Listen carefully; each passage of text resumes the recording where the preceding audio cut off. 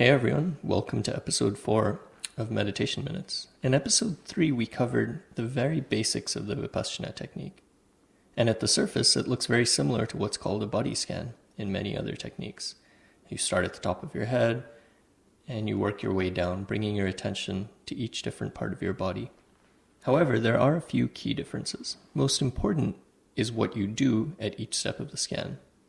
In some meditation techniques, one scans the body with the goal of relaxing each part, or generating a particular type of sensation.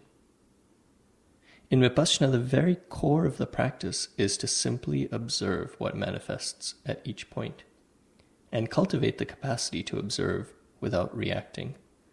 So one can react either with aversion, that is, pushing away unpleasant sensations, or craving, trying to hold on or look for pleasant sensations.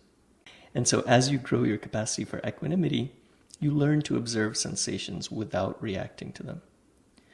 As a way of developing equanimity, you're actually asked to observe adhitthana, or strong determination, during 3 one-hour sittings each day. So during this hour, you hold your position, whichever position you've chosen, and you try your best not to move or scratch or readjust.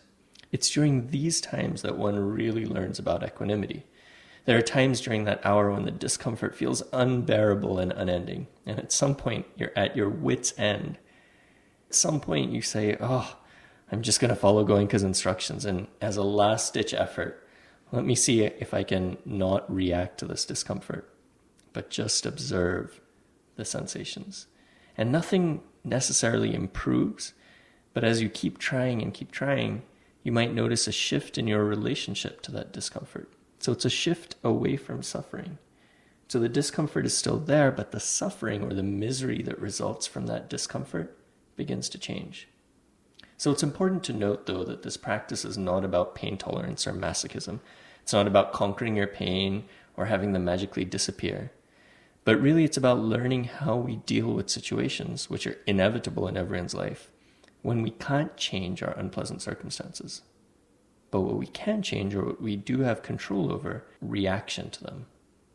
And so it's about learning to observe whatever reality has already manifested in this moment and accepting it since it's already there. Often people think of going to a meditation retreat like going to a spa, and that may be the case for many. I tell people that this retreat, the Goenka Vipassana retreat, is more like boot camp. You exert yourself for 10 days. Many people say it's the hardest thing they have ever done. But then when you leave with an unmistakable afterglow and a sense of accomplishment. So stay tuned for more episodes, and I'll try to talk a little less specifically about the Goenka Vipassana retreat and more about mindfulness in general.